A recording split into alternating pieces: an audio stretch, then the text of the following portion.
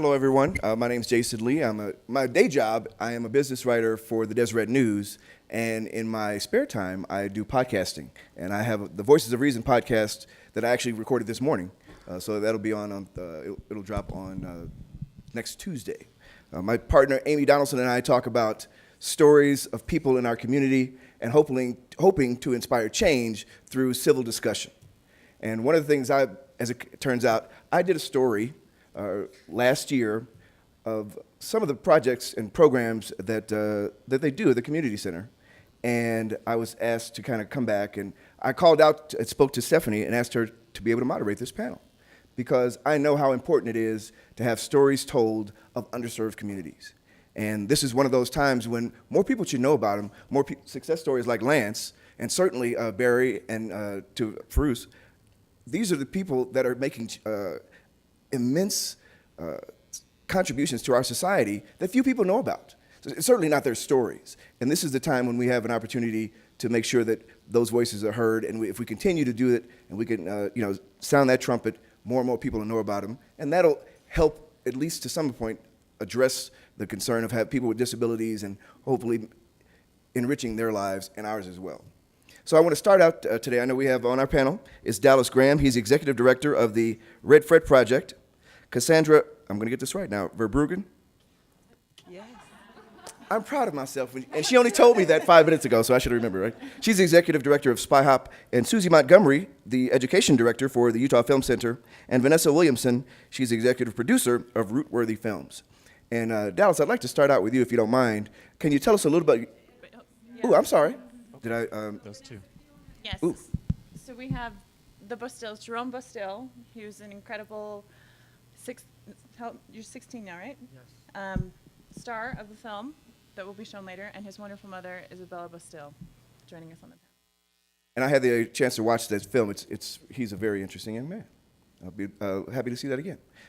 Dallas, would you tell us a little bit about yourself and what you are doing with your projects to help disseminate the idea of people with disabilities in the media? Right. Is this the...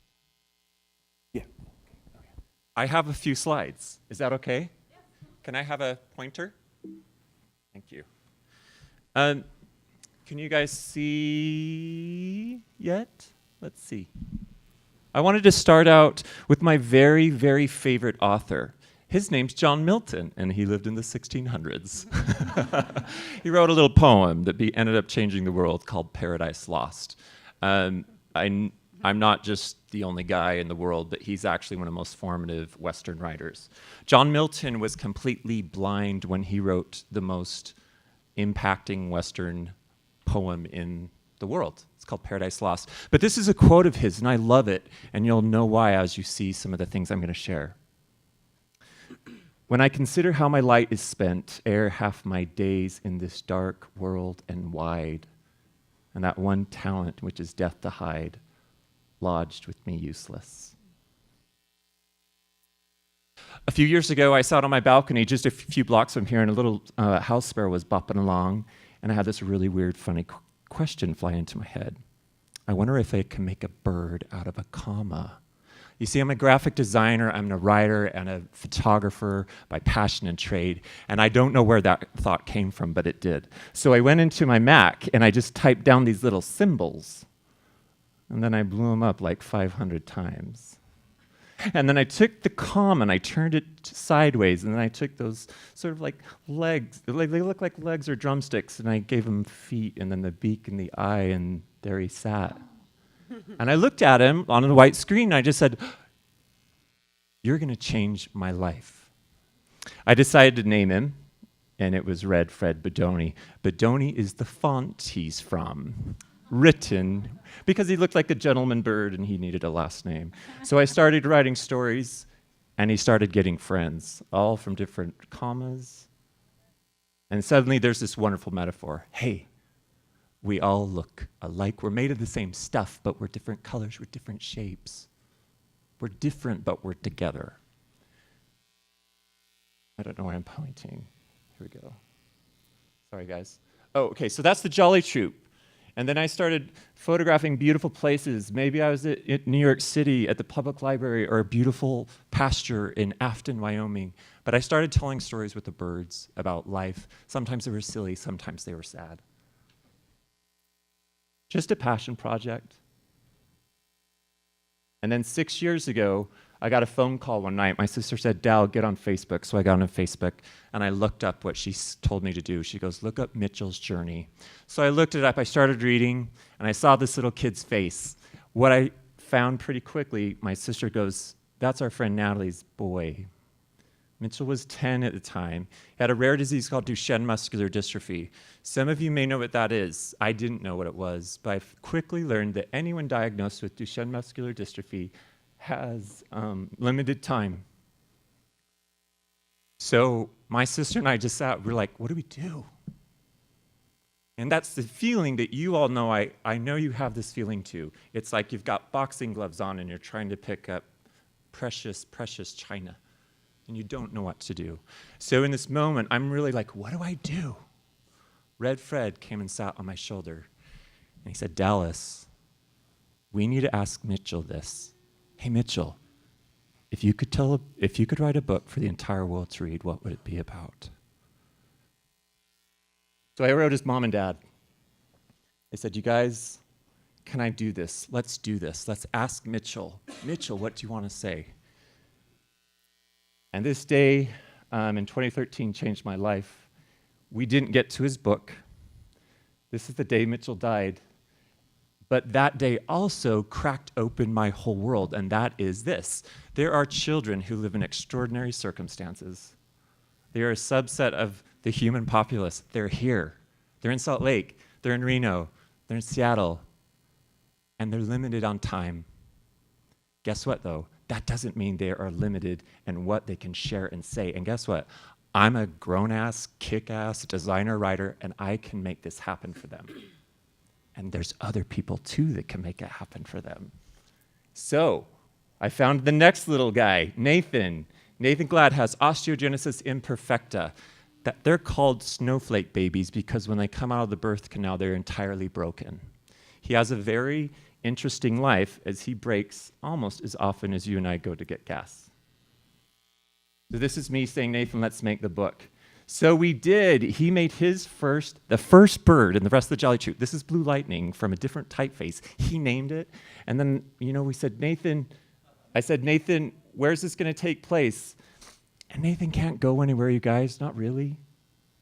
But he goes, maybe like in the front yard tree. I was like, that's a great place. And then maybe Dallas, like the roses, we can pretend they're really big in the forest, in the rosewood forest. I was like, you bet. And then in 2013, we had a book signing, and there were hundreds of people that lined up. And what really hit them is when they started reading the story that Nathan wanted to tell the world. So now, Salt Lake showed up in a major, great way. Also, Neil Gaiman helped us. Neil Gaiman somehow saw our Kickstarter, and in 30 days, we raised $86,000. 1,428 people from all around the world saw what I was doing and said, Dallas, go do this thing. This is the question I ask all of our kids. If you could write a book for the entire world to read, what would it be about? And then I say, what's the theme? Is it about being brave? Is it about surprises or facing fear?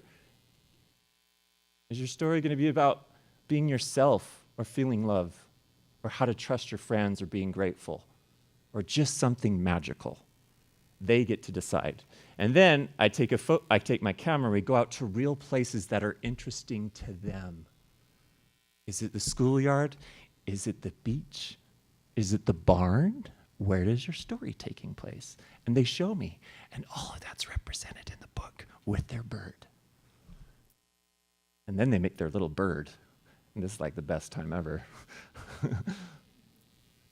To date, I've worked with 12 children living in extraordinary circumstances across the United States, all from a different state. Tomorrow, in less than 24 hours, I'm packing up my van, I'm driving around the country, and I'm going to go work with 10 more in the next year. These children are telling extraordinary things in ways that you can't make up. As long as they're supported by professionals, creative professionals who know how to use words, image, nuance, and know how to design, guess what? We can create the most gorgeous content in the world. Why don't we go to children and ask them to help us write children's books? I don't know. I think that's a great idea. This is Megan. She's one of 300 children. She has progeria. There are only 300 children in the world who have rapid aging disease. This, just for the sake of time, that's her. She's published. And I just found out from her dad 4 weeks ago that she used her college entrance exam to talk about her book signing that she had at Barnes & Noble, the biggest one that they had in Hartford, Connecticut, and that she got into Emerson College. And this is unreal. Like children with her condition do not make it to school. She knows she's going to die in a few years. But Megan is living full and living hard. Ryrie Woodbury, Jenna over here, they created a production based off part of her book. It was amazing. Talk about a community coming together and realizing gorgeous, beautiful content. This is her bird. I don't have time to tell you about the story because I'm limited on time, but these are the gorgeous pictures in her book. That's us. Dallas, can we have a cocoa? Can my bird go and have cocoa? Can there be sunsets in my book? I was like, yep, pretty much. It's published, it's done. So that's what I'm doing, and I wanted to show you at the end of every book, I put all the kids. I say, hey, you have two chances to leave lessons with the world. 2 little sunshine badges that have your message to everybody. Okay. Oops. These are Megan's lessons. Isn't that true? That's the truest truth. These are Nathan's. His words, not mine. That's what I'm doing with the Red Fred Project. Thank you for your time.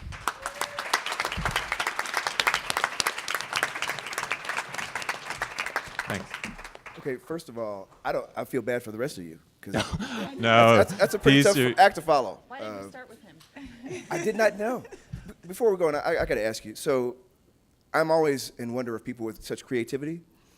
Are these kids, do they all have some kind of disability, or do you deal with all kinds of kids? Thank you. So you guys, this is my umbrella term for it. Extraordinary circumstances. And it's true. These are extraordinary circumstances these humans live with. And that is a bigger umbrella term for rare diseases, chronic illnesses, or a life-limiting circumstance.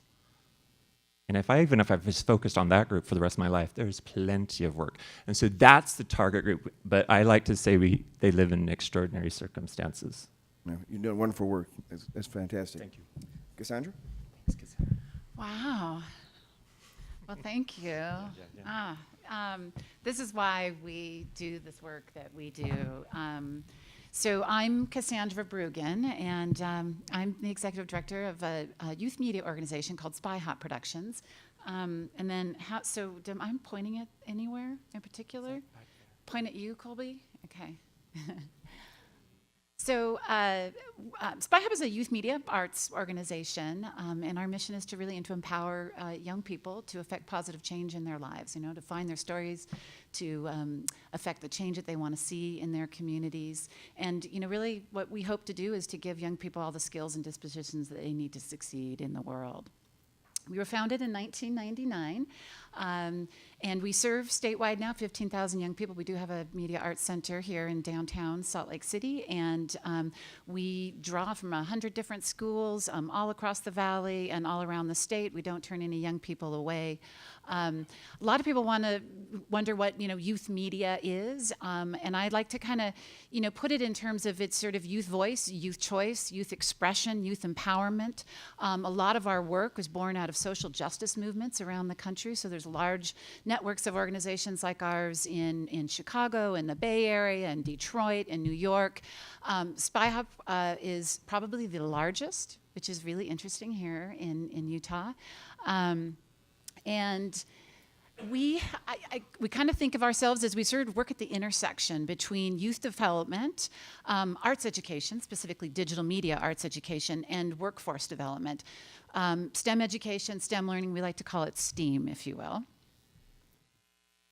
And what informs this model is we kind of think of it as digital media learning. There's been a lot of research, a lot of practice around this work over the last 20 years since we've been around. The MacArthur Foundation has done a ton of work around digital media and learning. But essentially what it is sort of this notion of connected learning, these ideas that it isn't just, it's not just the media, but it's how that media enables young people to participate in the civic discourse in their communities. And what skills are they gaining with us? So a lot of times we talk about it has been 21st century skills, if you will. We talk a lot about future ready skills and mindsets. What are those mindsets? What are those skills that we all need, and in particular young people as they're growing up in a digital world? What are those skills that they need to succeed? And the thing about digital media is it democratizes learning in so many ways. So we don't all learn the same way. Some of us are very kinesthetic learners. Some of us are visual learners. Some of us are auditory learners. We don't all work the same way, and traditional learning environments don't work for everyone. And so what digital media does is it enables those of us that do learn differently to learn the skills that we all need to succeed. So those skills are, being able to communicate effectively, being able to collaborate, working in a team, understanding diverse perspectives. What does it mean to work with somebody who is different from you? And so we have mentors. We call them mentors. We're a mentor-based. I mean, if we kind of think of our pedagogy, it's mentor-based, it's project-based, and inquiry-based learning. So our mentors are all professional digital media artists. They work full-time for Spy Hub, but most of them are also on their free time. They're musicians, they're audio engineers, recording engineers, they're radio folks, they're filmmakers. They're just an amazing, kick-ass group of people that I get to work with every day. And one of the sort of core kind of tenets of our work, if you will, the thing that we really are, one of the things that we're aiming towards, and that's what I wanted to talk about today, is really building what we kind of think of as an inclusive and resilient society and a civil society. And what does that look like? So specifically, the work that we have been doing lately, we work with all different kinds of groups of young people. Sometimes it's individual folks that are coming to us as a part of a workshop that may be a 3-week-long workshop, maybe 4 months long, it may be a year-long advanced experience. Sometimes we work with very specific groups of young people as well. And I just wanted to share a couple of sort of case studies, if you will, of folks that we've been working with lately. But recently we did a really interesting program with the Utah School for the Deaf and Blind, specifically working with blind young people, and doing a beat making and songwriting program for them. And some of the programs that we do, we are able to collaborate ahead of time with other teachers or educators or folks that are working with these young people to sort of make sure that what we're doing is going to align with their learning outcomes and the things that they're trying to achieve, or their schools, or the stories that they want to tell, and just making sure that we're being as sort of mindful of the circumstances in which these young people are coming to us. So with this program in particular, and I want to share a little piece with you that came out of this, it was kind of cool because our mentors ahead of time decided, well, we work with Ableton Live. It's just a live composition software, and hardware that goes with it. And there's something called the Ableton Push. And we were able to, we sort of modified the push with some Braille and sort of tried to figure out, how we might be able to communicate with these young people. And it just sort of blew us all away, because immediately, we don't, as folks that maybe that see, we walk into a room and we know exactly where we're going. Folks that don't necessarily, you kind of, once you describe, areas where they need to be or what they need to do, what computer are they going to go to, you're going to walk into this room, you're going to go straight ahead, you're going to, you only have to do that once. So with the Ableton Push, it's like, no, up, H1, B3. I mean, it was like they picked it up, instantaneously. And so I wanted to share a little piece with you that came out, and then, just really quickly too, we do something we call our curriculum a little bit, we call it Flexiulum. And it's this idea that, we don't all learn the same way. And so we try as best as we can to be flexible in the curriculum in the way that we approach this. And in particular, the other key piece is safety. And so creating a safe and inviting and inclusive environment is the most critical element to supporting stories for young people, and young people willing to open up and tell their stories and express themselves in really authentic ways. So let's listen to a little song that was written and performed and composed. Let's see, how do I do this? Yeah, there we go.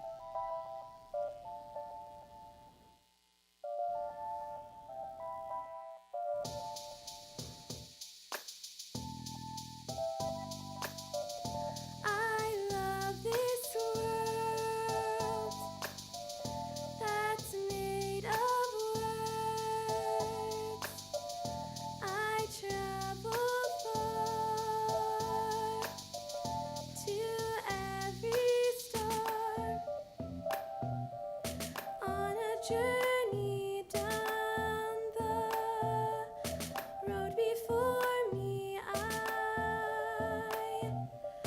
see the future in my eyes. I see the sky through different eyes. It's like a dream.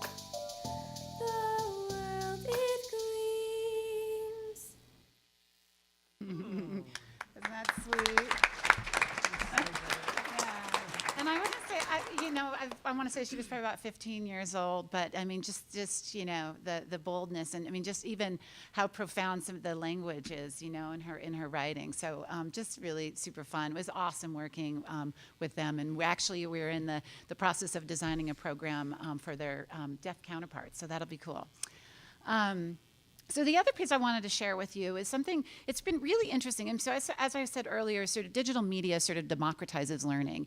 But one of the sort of interesting things that we've really noticed over the last 10 years is that nearly half, I want to say almost half, of the young people that come into our design program, specifically our game design program, are sort of neurodiverse youth, which I'm learning this language. Thank you all to the Columbus Center for helping us have the language in order to talk about this. But and it's interesting, we're not professionals. We don't know, these aren't, we provide professional development training for our mentors.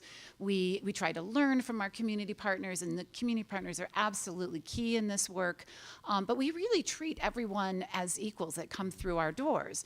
And so one thing, though, that's really interesting is that digital media, and particularly game design and coding and programming, kids that are neurodiverse, they have this way of being able to translate and visualize like no others. And it's really, and they just excel, they succeed at it, they can, and what's interesting, they do like to get into their heads and really focus and focus and focus, and the work that comes out is just amazing. And we all need those, you know, in the creative world, you have, you know, you need to have those folks. But one of the things that we try to do is then bring the social emotional learning piece to that. So making sure that, that these young people are actually learning how to communicate. I mean, if you have a story you have to tell, you may be writing the code for that game, but it's still a story. You've got to communicate with your other teammates. And that is something that they learn. But simultaneously, I would say that the sort of neurotypical youth that are on our programs also learn how to collaborate with someone who is different from them. And that's something they're going to have to do in the workforce as well. So this is a two-way street. And I can share some work with you, but and just quickly, I'll kind of run through this. This was just just a little bit of work. This was a game that was, very simple mechanic that was developed in one of our apprenticeship programs. We do 2D, 3D animation programs, and just a compilation of work that was created just this last year, various students. So we do, 2D, 3D animation, game design, web design, graphic design, definitely skills that are very usable. Again, one of the key pieces that we try to help young people do is to give them the skills that they're going to be able to use in the workforce. So what have we learned? Couple things. We have changed the way we ask in our intake forms because we don't always know. Parents don't disclose necessarily. Kids don't necessarily disclose. So we don't really quite know sometimes. I mean, oftentimes when young people are coming in to our program who may be on the spectrum, we have no idea. So we ask the question differently now. It's, are there any special need, anything in particular that your son or daughter might need in order for them to be successful in the program? And so we've been able to sort of get a little bit more information about the students that are coming into our program so that we know. We know that we need key partners. Actually, we've got a great little partnership now with the Columbus Community Center. In fact, we have 3 students right now who are in our couple of our media labs, so a film student and a couple design students, and they're doing so well. It's really exciting. And, I would say one of the things that is key is that as our young people are aging out, I mean, we serve up to age 20, especially our neurodiverse students, we don't really have any place to send them. And this is why we are so excited about the Hub of Opportunity and the work and live situation that's going to enable these young people to be successful and to support them in that success. And because it's really tricky. There isn't any place. There isn't any place for them to go and to continue to be mentored and to continue to give them the skills, because there are a number of very successful job opportunities for these young people to be successful, to make a living wage, and to be independent. So hats off to all the hard work, and that very complicated spreadsheet that we all saw blows me away, because we too are in the process of trying to build a film and media arts center in downtown. So thank you. That's it.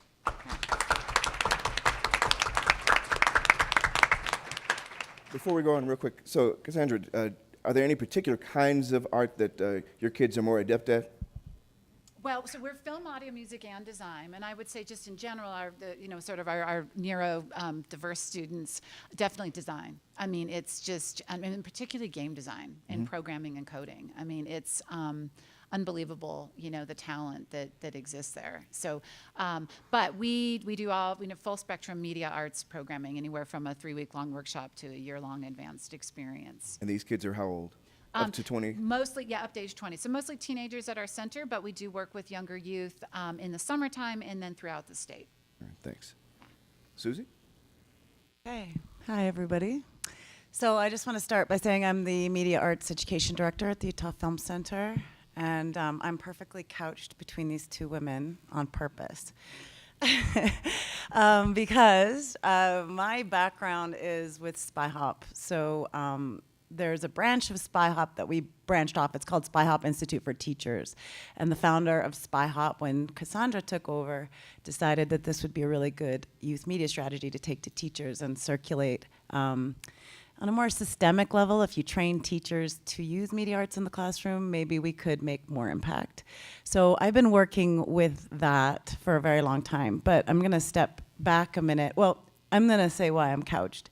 The other part is a new relationship, and Vanessa is a professional filmmaker and has been working with me and then Jerome and Isabella on a film that we're gonna show just in a bit. But that's the media that we're bringing to the table, so I don't have any media. But I do want to tell a story.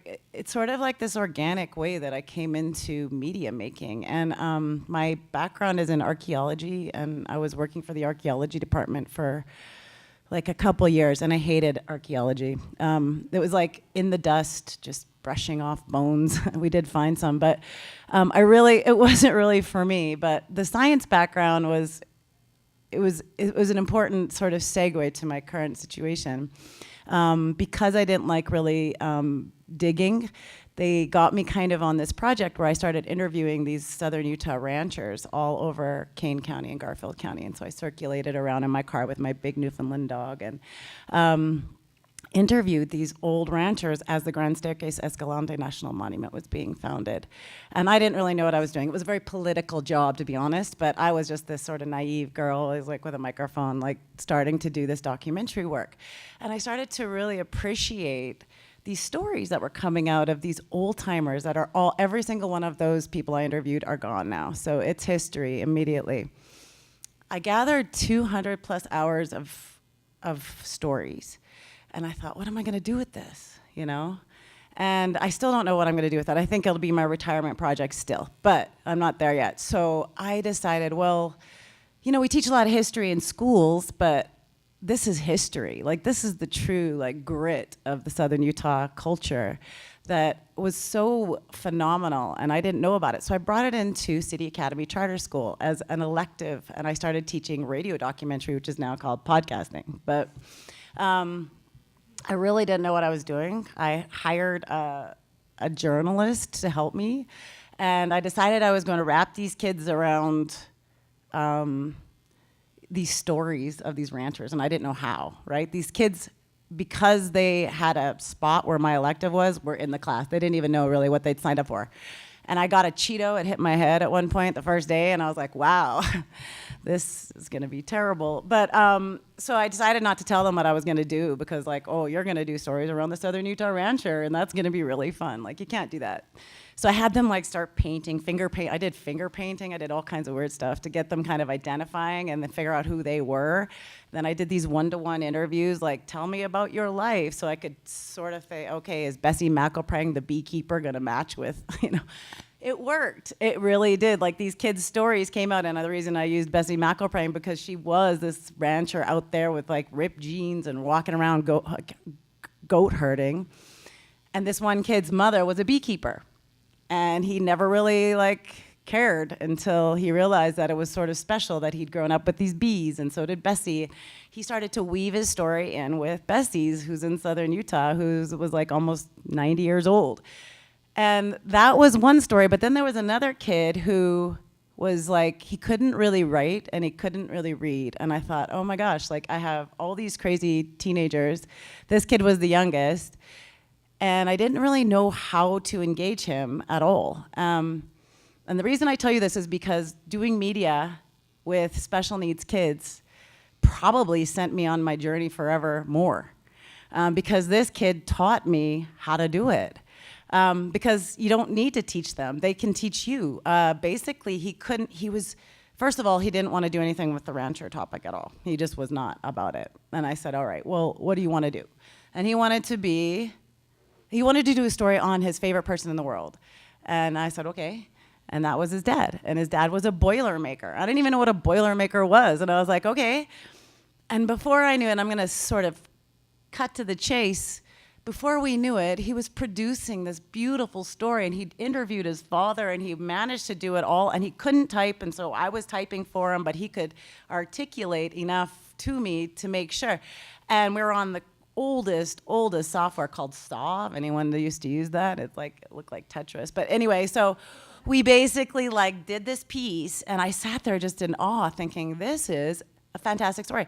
So once we finished, and he really did this. This was youth produced. Once we finished, I decided to send it off to an NPR youth competition, and he won. And so he won, he got the award, and then all of a sudden I'm like, wow, my radio documentary just got an NPR Youth Award, and I could run around bragging about that.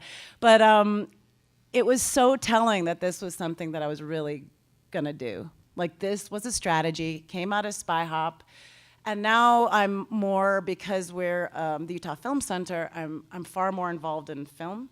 And I'm really excited about exploring that. I'm still learning so much. My forte I started a radio show for 3 years, an NPR affiliate radio show around science. My science background comes back into play. But I always have youth contributing to whatever I do, and I always have a youth segment. And now, obviously, I see my colleagues in the room too, but I'm really passionate about media in the schools. And I think it's a really good strategy. And yeah, I don't need to tell you why, because Cassandra just did. But I'm full-heartedly there, and I'm looking forward to sharing the film with you. So thank you.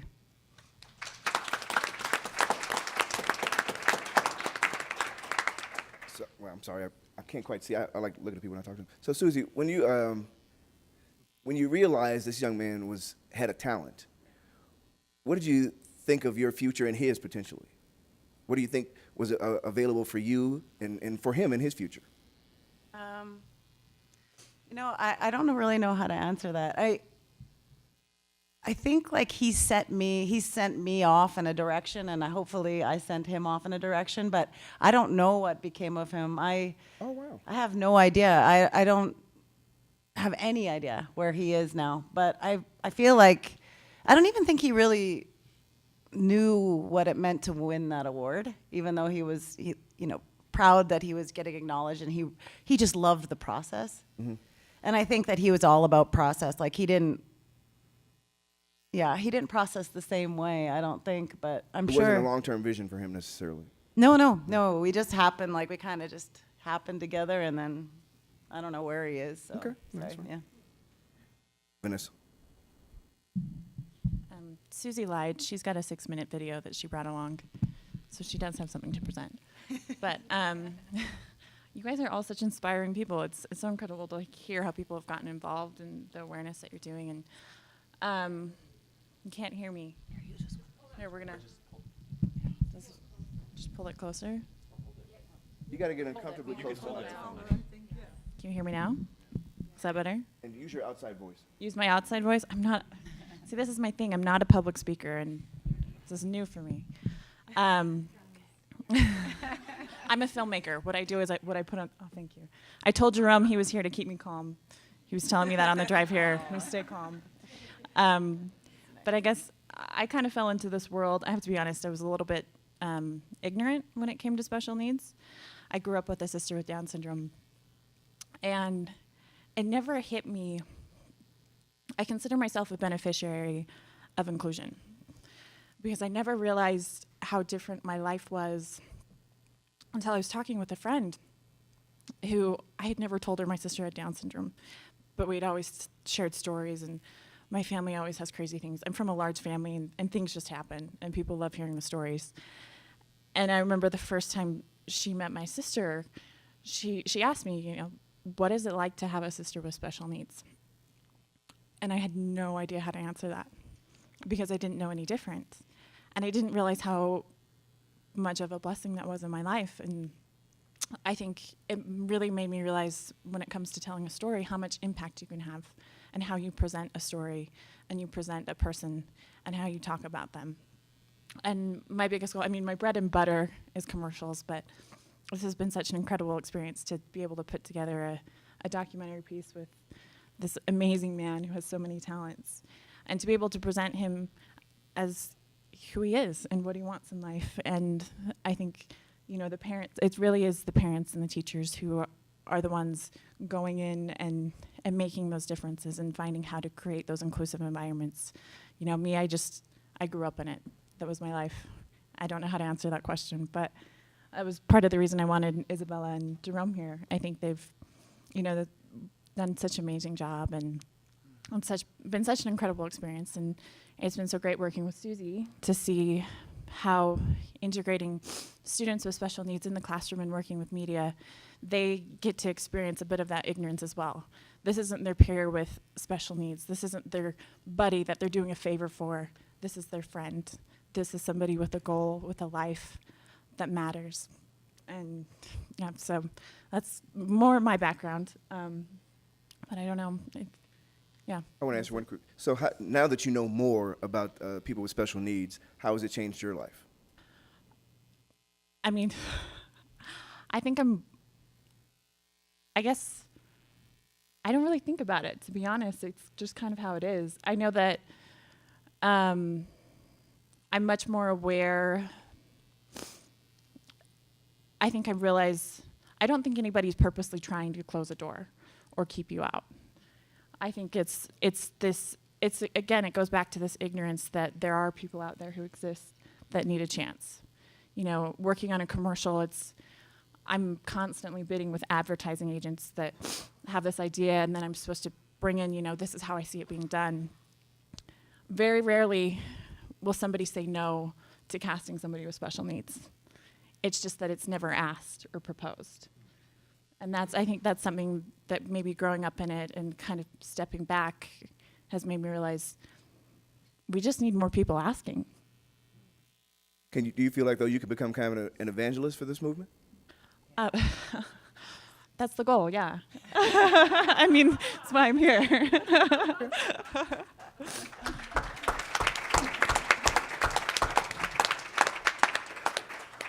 Well, I know we have the film. Yeah.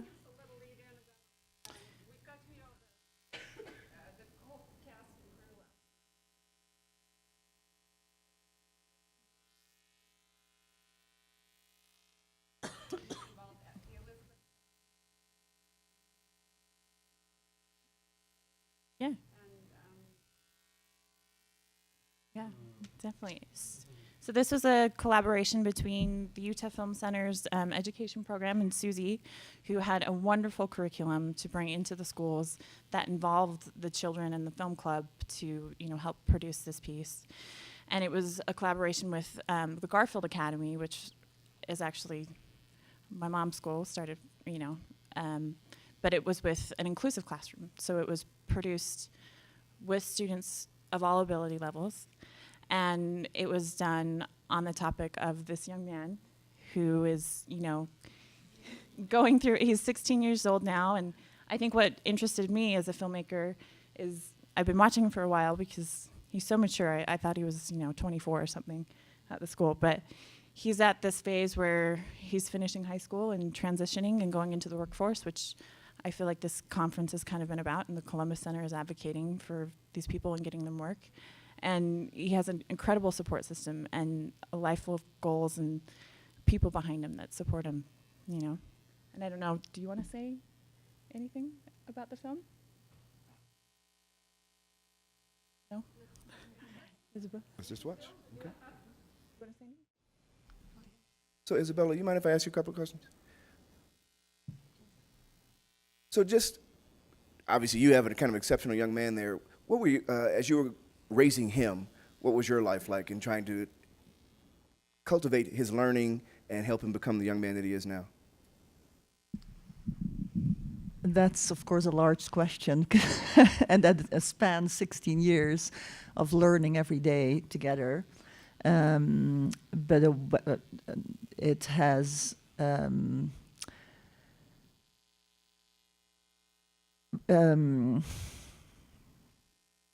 yeah. How do we summarize all of that, Jerome?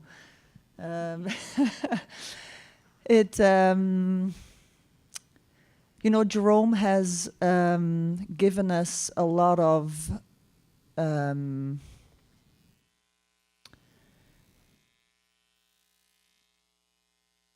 has actually brought us to a level where we live in a much more mindful way, in a much more real way, if we want to meet each other together as a team, I have to bring my higher self, and I have to be mindful in that moment in order to meet each other. And that's where the magic happens, in my opinion.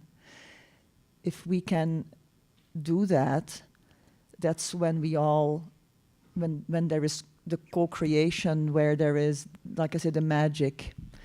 And I think actually that's what our children and our adults bring to us. I think our people with special needs help us to create our next level of community, where we all live from our heart and from our best self.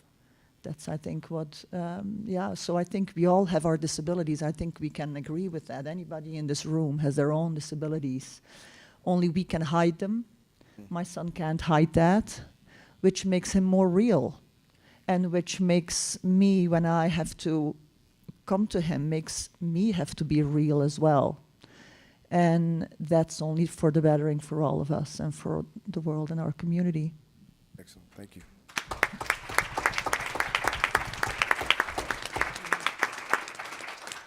Does anybody have any questions?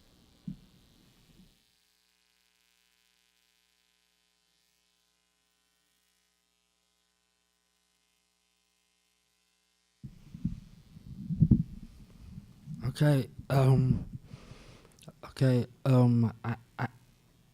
Okay. I have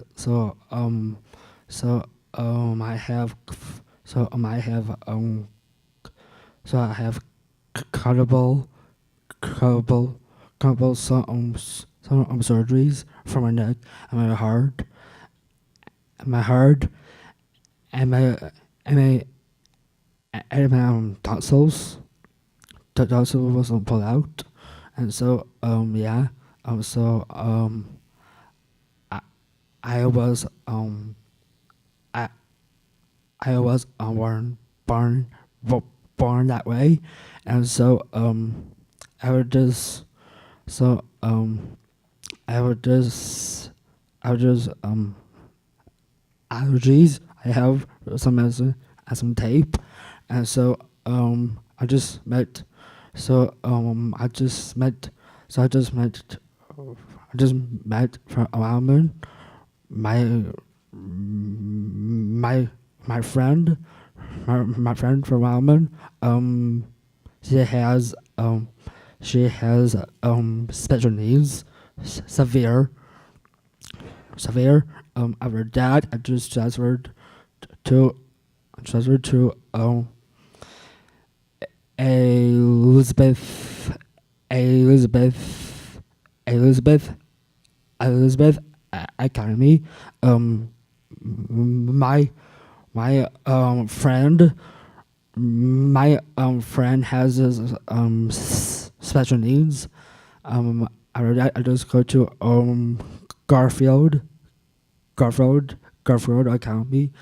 Um, I just met those two for women's who just follow me, and so follow me, and so I just like them because I like them because they're my friends, and so yeah, and so I speak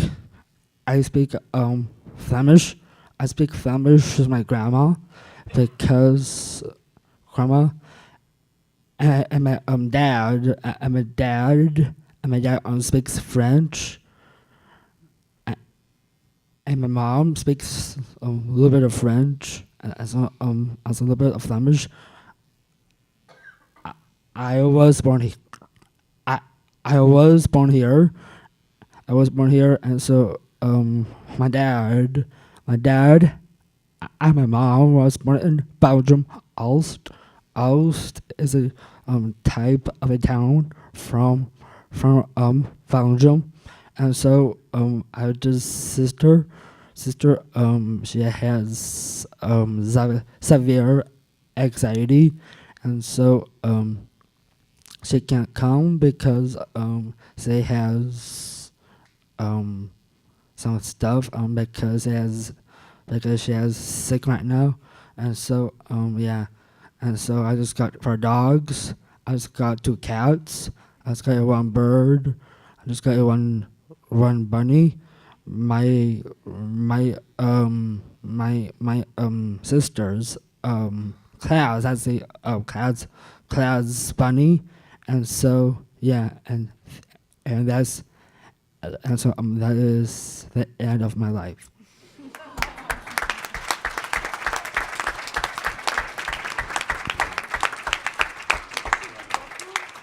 So we can talk about stats and economics and math all day, but you can't quantify the human heart. It's eternal. And thank you all of you, for sharing those stories, because we need them. Because what makes us human is not our ability to think. Even though we like to flatter ourselves, that's what makes us human. It's our ability to feel.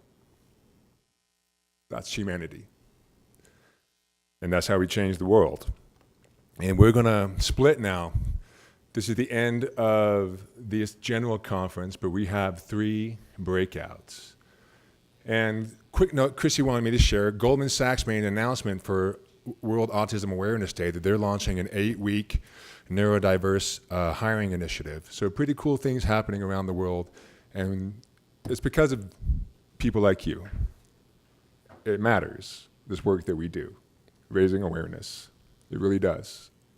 It's a big boulder to push uphill, but we keep doing it because we choose to. This all comes down to choice, and that's the human heart.